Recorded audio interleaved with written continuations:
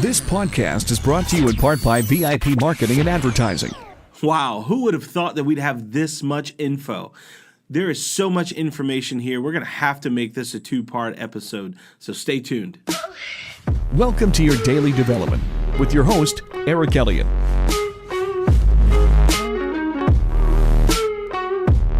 You're running away from the future, man. You got to get caught up in the past. Welcome back to another episode of Your Daily Development, and I am pumped about today's show. I have a friend and a mentor joining us today. His name is Mr. Jim Doyle of Jim Doyle and Associates. I actually go way back with Jim from my broadcast years, but just a little bit about Jim and Jim Doyle and Associates. They are a national sales training and marketing consulting firm. Jim is partnered with broadcast stations and cable companies across the country, and I think you'll get a lot out of today's episode. So let's welcome Jim Doyle.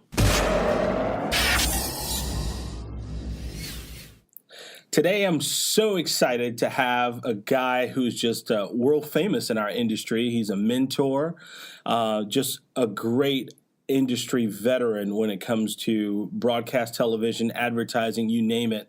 I have on the line with us today, Mr. Jim Doyle of Jim Doyle and Associates. Jim, thanks for being with us today, man.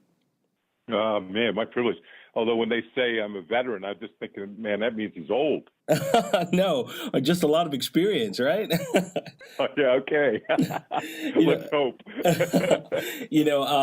Just to the listeners, I'll tell the listeners just a little bit about how I know Jim, from my television days. I actually worked for a CBS affiliate more than 8 years ago, and I had the pleasure of meeting Jim and some of his associates when they work with our local television station. And, Jim was just beyond just, some other consultant coming in town with a briefcase.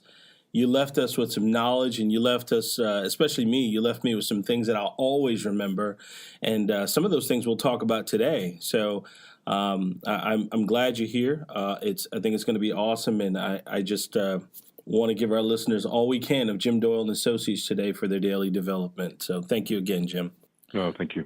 One of the things I want to kind of jump right in, Jim, is that stuck with me for the longest time was the theory of the glasses. And I've seen you demonstrate this before. And even today, I still tell clients, about the theory of the glasses. And it's almost a simplified way of explaining not trying to spray and pray and not trying to do too much. And I bet it's really important now to go along with the theory of the glasses, especially in today's media, the way media is now today. Yeah, I think that that principle, and we now call it a principle because it's been proven literally by tens of thousands of businesses around the country in the last 15 years since we've been sharing it, is that it's really a great way to describe how important frequency is in advertising. Frequency is not the number of spots a client buys. It's the number of times that your business's message reached me if I'm a core prospect. And it's so unbelievably important in the bombardment of ad messages. It's really how we get above the noise. And the way that we describe it is we'll say that it's like pouring water into a glass. And what's a glass? It's any separate place that a business would advertise. So radio's not a glass. Each radio station is a glass, and cable's not a glass. Each separate network is a glass, and none of them are bad. I mean, everybody's got somebody who watches, listens, reads. But what happens is I pick a glass. As I pour water in, my level of awareness goes up and goes up and goes up. And at some point, the glass overflows, and that's when I see impact. And the biggest single mistake, our company will meet with 5,000 businesses this year around America. And I will tell you, the single biggest mistake we see people make with their media allocation of their traditional advertising money is they're trying to spread it and put it in too many glasses. They do a little here, little here, little here, and little here. And so the way to get dramatically more results is reduce back the number of places you advertise and dominate the places you pick. So that's the principle of the glasses. It's almost like go big or don't go. Advertise in fewer places, but dominate the places in order to understand how important frequency is today. I do understand that. You remember, I don't know who actually made this law about, oh, you need a 3.0 frequency to be successful because it takes clients, or it takes a potential client 3 times to hear your message before they react to it. But in this day and age when there's radio, TV, billboard, direct mail, there's internet, social media, the 3 frequency doesn't seem like it works anymore. And with our attention span, does it take more than that for someone to pull the trigger? That's a great question. I mean, absolutely. I think whoever designed that, and I was sort of learned in the same school, I guess, that was a time when there was just a fraction of the bombardment that we have today. We're the most over-communicated society in history. And when you add all the things you mentioned and then add the emails that we get a day, some, for business and others for advertising, we're bombarded by messages. And the only way to stand out is to get above the noise. Well, there's 2 ways to get above the noise. I can spend more money, but I don't know about the folks who are listening to this, but for most of us, that's not a realistic option. The only other way I can get above the noise is to reduce the number of people I reach slightly, take the reach number down, reach fewer people, but reach them more and more often. And the results on that are spectacular. We have literally hundreds and hundreds and hundreds of case histories, examples, testimonials, videos of clients who have done that and seen a fairly dramatic increase in their business without having to spend any more money, which is super cool. Well, how does the attention span come into play now? I'm one of those people. I'm super impatient. And I think anyone who's got to catch a plane or they have to get into a meeting, they're super impatient. Now it seems like 1 minute is just too long. So, I've had people show me videos before, like on their cell phone, and before you know it, I'm tapping the screen to see how much longer I have to view that video. So I wonder how much does attention span, come into play. It just seems like it's gotten harder for people to be relevant, for business owners to be relevant, right? I think it's a great insight. I'm similar to you. I sort of feel like, they say you're a type A person if you ever find yourself standing at the microwave oven going, come on, I don't have all minute. And, exactly. And I think we're all that way. I think so what happens? How do you break through that? I think the piece of the glasses is one piece of that, but you've got to have absolute clarity of message. I think one of the mistakes that we see businesses make all over the country is in their creative, they try to fight too many fights. They try to do too many things. They try to position themselves in too many different playgrounds. And we've become big advocates since you and I met of something we call a singular point of attack, which is really saying, what is the fight I've got to win? What is the fight that's going to help my business go up to the next level? I'll give you a quick example. And I know, we talk a lot about there's riches and niches and how important it is to not be all things to all people unless you're the market leader. Right. And, here's an example of that. In the rental car category, for 25 years in America, Hertz and Avis dominated. Right. Old ad campaign, Hertz was number 1 and Avis was number 2, and they tried harder. Well, all of a sudden, a new company comes along about 20 years ago and realizes that category in the customer's brain is jammed, just slammed. Don't need to know the names of 5 rental car companies. I don't need to know the names of 5 personal injury lawyers. And if you're not one of the top 2 or 3, what you have to do is invent a new category and find a way to get customers to think about your business in a slightly different way. So what did Enterprise do? Enterprise became the company for local people. We'll bring it to you. Rather than be another rental car company, they became something different. A personal injury lawyer in Buffalo practices personal injury law, but goes to the market as we sue drunk drivers. A chiropractor in a small town in Illinois realizes that 70% of his customers, the first time they come in for lower back pain. So he stops being the chiropractor, talking about everything he does, and focuses completely and totally on that point of entry of lower back pain. Well, once you do that, and let me just extend that for just 10 seconds. Yeah, absolutely. Once you do that, and you have ultimate clarity of message, that helps you break through the noise. if I'm the fifth rental car company in a brain that doesn't need to know two rental car companies, that's a tune-out thing. So it's frequency in the glasses, but it's also absolute clarity of message that I think helps address some of that ADD, attention span issue that you and I have in a bunch. You don't need a marketing agency. You do deserve very important placement. VIP Marketing and Advertising is a cutting-edge strategic digital, creative, media, and marketing partner that provides services for businesses of all sizes. To stay up to date on the latest marketing news, subscribe for email updates at veryimportantplacement.com. Yeah. You know, we tell a lot of our clients, and we lead our performance calls with clients on those three categories: budget, media, and message. And I think if we stick to those, you know, we have a better chance of being successful. It's funny that you just said that. Go ahead, Jim. I think there's a line there just to layer into that, which is one of the things that businesses need to realize is the scarcer their resources, the more narrow should be their focus. Right. So intuitively, we want to throw a lot against the wall and see what sticks, but you just can't out Walmart or out McDonald's. So if you're competing against bigger players, you got to be White Castle, square cheap hamburgers, right.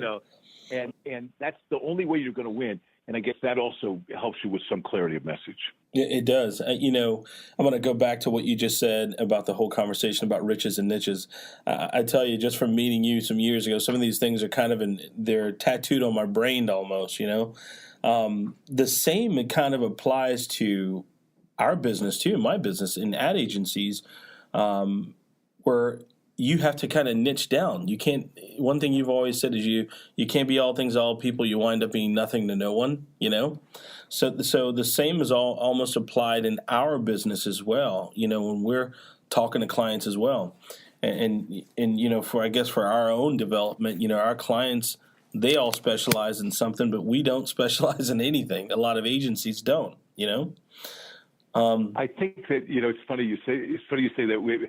So I would speak, and I spoke in probably 200 towns around America doing my marketing workshop, and Tom Ray in our company does that today.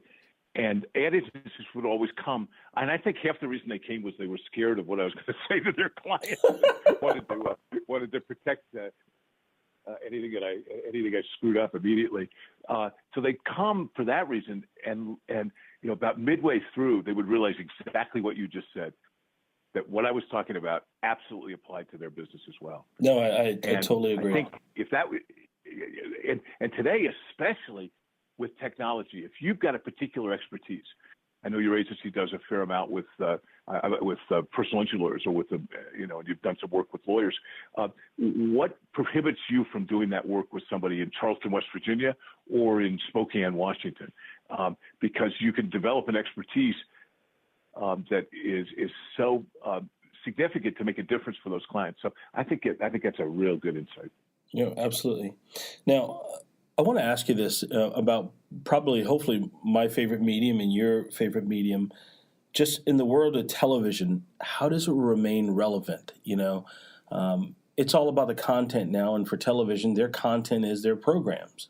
But you don't see shows like MASH or The Cosby Show hang around for 14, 15 years, or like Seinfeld or Friends anymore. I mean, it's 2-3 seasons, and sometimes these shows are out.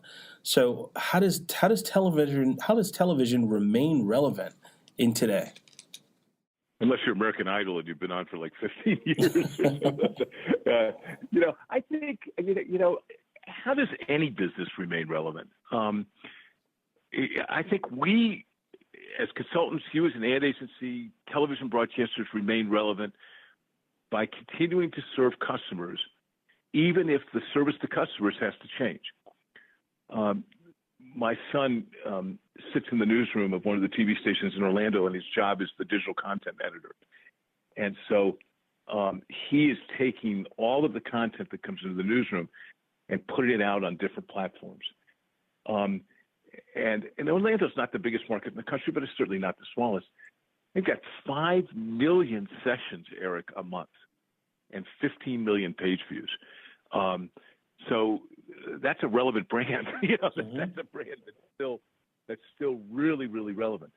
But I want to challenge a little bit of the inference behind the question. I think television is still increasingly and incredibly relevant when it is done correctly. I agree. Correctly is way different.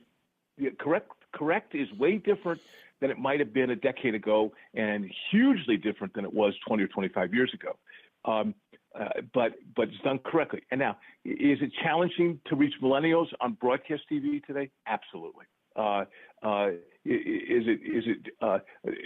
in terms of looking at opportunities, I have a friend who says there are three things that'll never die: cockroaches, Keith Richards from the Rolling Stones, and TV.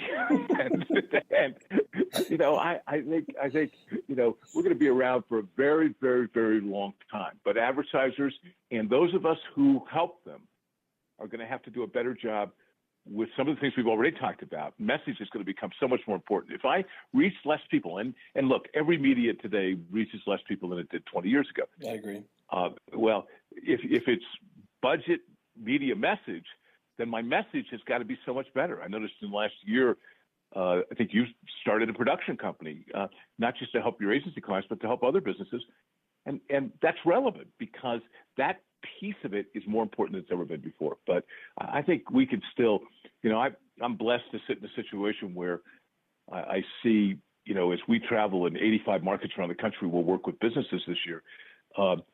The collection of success stories that flows into our office at any given week says to me, television is a long way from being irrelevant. No, I do agree with you. You have to do it right. But one word that you said earlier was that we give them help, and that's one thing that we always tell our team is we sell help. We don't sell service. You sell help. I was going to ask you this question. I mean, I love television. I'm a fan of television too. But how much do you think social media has changed, not just television, but all media? Doesn't it change everything? I saw a great piece last week. Somebody sent me that talked about how Facebook now owns birthdays. Oh, wow. And my birthday was last week, and I probably got more birthday greetings in a day than I have probably gotten in my entire life up till that point. If you think about it, you get 300 or 400 people sending you birthday wishes, and God, that would exceed my life up to that point.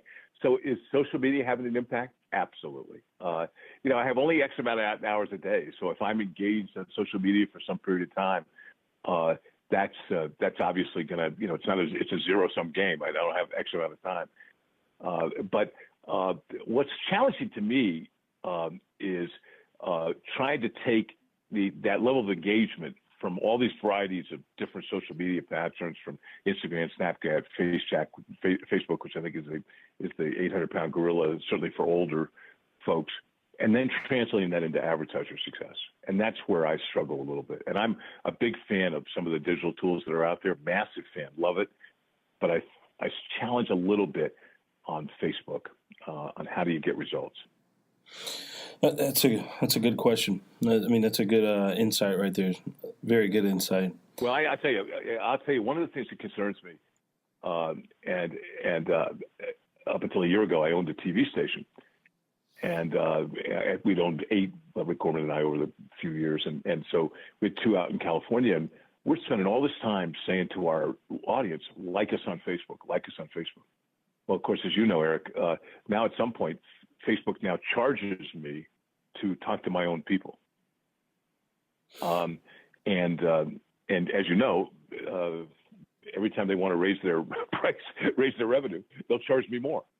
And so I can't engage with my own audience now. Now, that's separate from display advertising, doing some of the cool things that you can do on Facebook.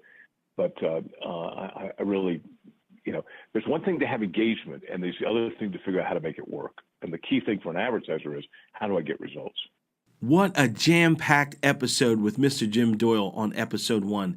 If you thought that was great, wait until you listen to episode 2. Thank you to Mr. Jim Doyle again for lending us his time, which is your most valuable asset. And thank you to the listener for giving us your ear. We want to encourage you to come in and listen every Wednesday while we have something ready for you. And this has been your daily development. If you got any questions, go to veryimportantplacement.com and submit questions to us. We will respond to you. We'll keep you anonymous, but thank you for listening. This is your daily development.